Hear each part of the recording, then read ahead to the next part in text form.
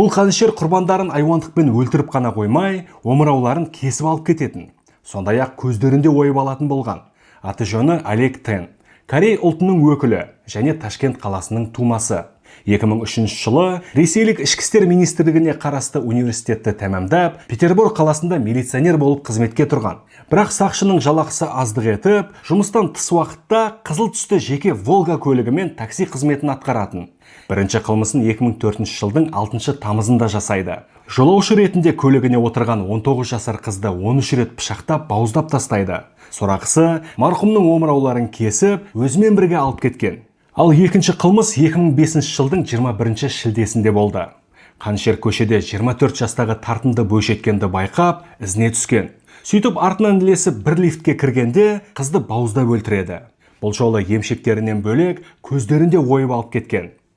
Үшінші қылмыс 2005 жылдың 11 желтоқсанында орын алды.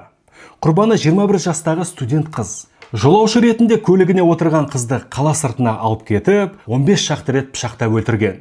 Сөйтіп омырауларын кесіп алып, мәйітін қармен көміп кетеді. Тергеу барысында табылған бірнеше куәгердің сөзінше, соңғы құрбан қызыл түсті Волга көлігіне отырған. Ал жүргізушісін сипаттауды сұрағанда, куәгерлер тосын дерекпен бөлісіпті. Бәрі бір ауыздан жүргізушіні әйгілі Брюс Лиге ұқсатады. Демек, күдікті азиаттық нәсілді адам. Осылайша оның фотороботы жасалып, жаппай іздеу шаралары басталады. Араға бір ай салып, яғни 2006 жылдың 12 қаңтарында Олег Тен құрықталған.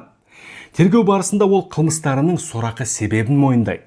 Айтуынша, 3 баланың әкесі болғанымен, сексуалды тұрғыда өзіне риза болмаған. Себебі жыныстық мүшесінің көлеміне көңілі толмаған жұбайы оны кейде мұқататын болыпты. Осылайша бойында комплекстер үдеп, әйелдерге деген өшпенділік оянады. Яғни құрбандарын айуандықпен өлтіргенде, пышақты өзінің жыныстық мүшесі ретінде елестетіп, ләззат алатын болыпты. Ал омыраулар мен көздер естелік.